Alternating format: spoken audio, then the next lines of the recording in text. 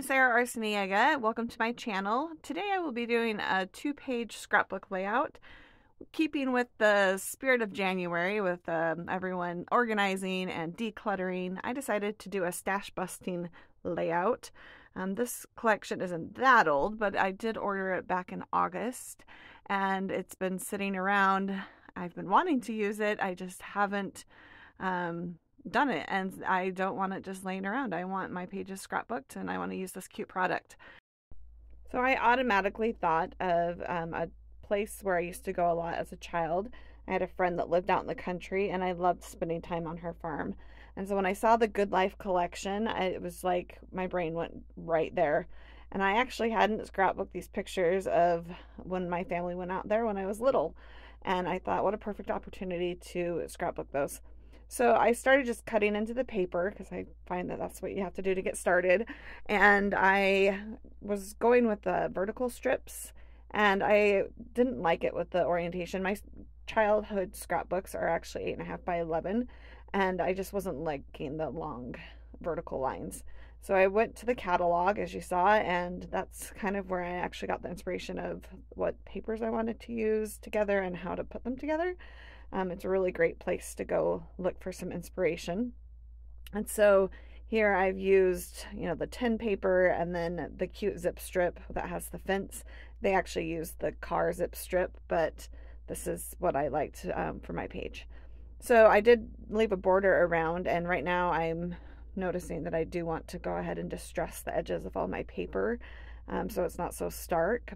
The sticker sheet to this collection is really nice. It has some great images and titles and things like that. And so this cute barn, I just thought it was perfect. The picture of my brothers that are on a horse. You can't see the horse, but it has the barns in the background, and I just loved it. And then I also made some windmill tag, just using the patterned paper that had the windmills on it.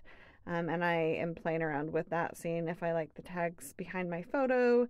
And so I actually have a lack of ribbon apparently in my craft room, and so I often turn to paper to put something in the tags because you don't want the tag just plain.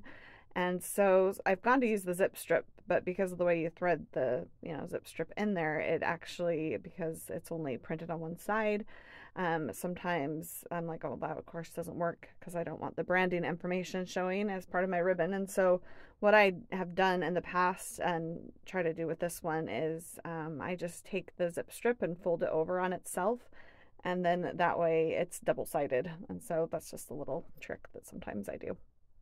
So I want a title, and I'm going to go with Down on the Farm. So I used the same alphabet last week. It's called the starter alphabet, and it's quickly becoming one of my favorites. It's perfect for this page because it kind of has a rustic feel to it. It's distressed. And so I'm actually doing it twice because at this point I'm not sure if I want all of the letters together or if I want to cut them out individually. So I'm using Harbor ink to do the stamping.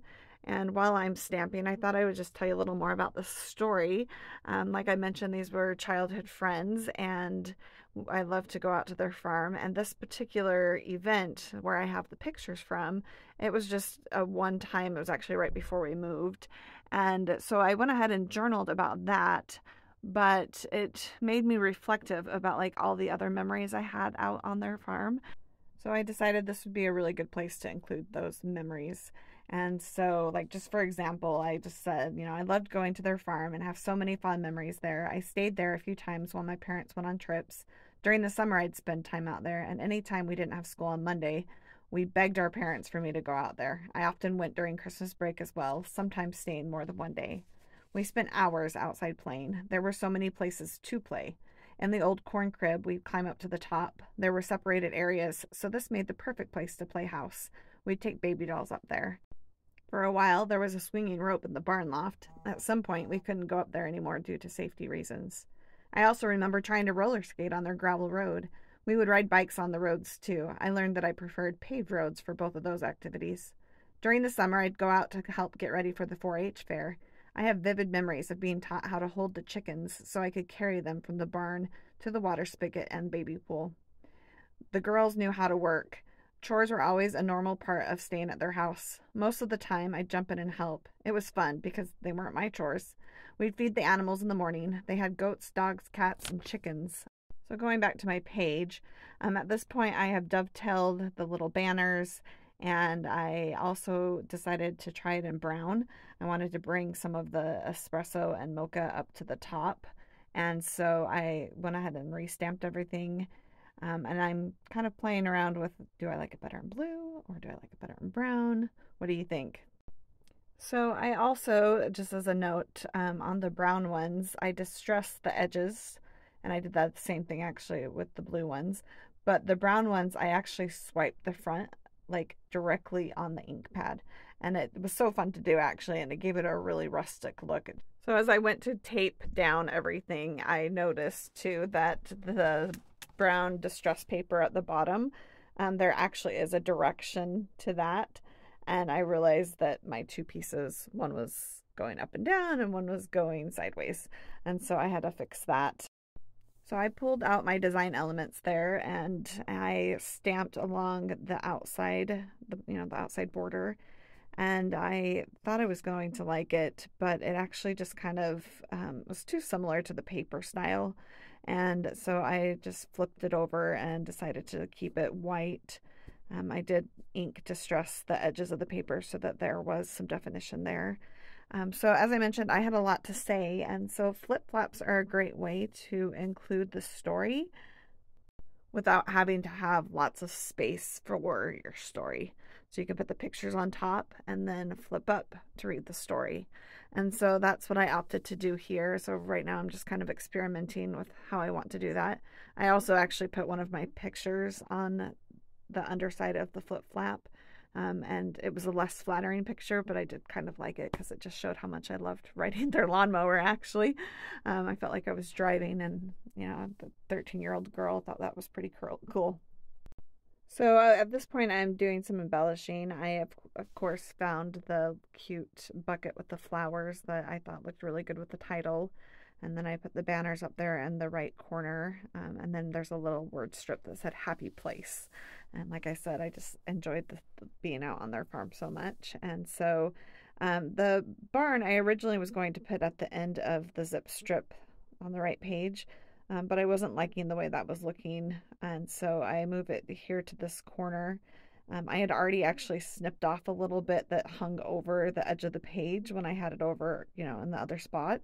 And so I had to put it underneath, but I played around with it, and this is kind of what I came up with. I made another tag that was smaller and just repeated the friendship stamp on it, and that kind of gave it a base. And I ended up cutting out the barn because, like I said, I cut off the edge there.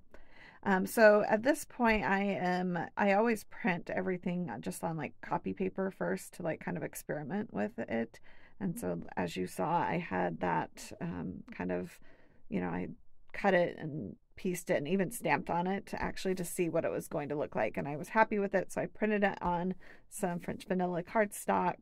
And you can see that I added a cute little mocha strip to the bottom with a sticker that says Gather Together. Thought that went along well with my story. And then this is going to be on the top part of the, the underside of the flip flap. And I did the same strip there. And then at the bottom of my story, I had some space. And so I am not typing, but stamping the word memories using the same alphabet as the title. And so I like that because I thought it kind of tied it in. And so I'm going to go ahead and get that stamped. So because of the flip-flops, I had more space for stories. And so I just wrote other stories, like little snippets. Like they had friends that grew corn, so we'd go pick it. I remember sitting on the side steps, shucking laundry baskets full of corn. A few times they parked a camper at the farm. We got to sleep outside in the camper, which I loved. So much late night giggling. For several years, they had Memorial Day picnics. There was always a huge softball game with kids and adults, and one year my brother made Jell-O jigglers that spelled out Happy Memorial Day. When we were older, they hosted a huge bonfire and hayride. Thanks for joining me today and letting me share some of these fun memories and how I chose to document them. I just wanted to share a few things that I thought were pretty exciting. The Close to My Heart site just put up a bunch of cut above kits These are kits that come with everything pretty much pre-done, and all you need is some adhesive and a journaling pen. They are at a great price right now.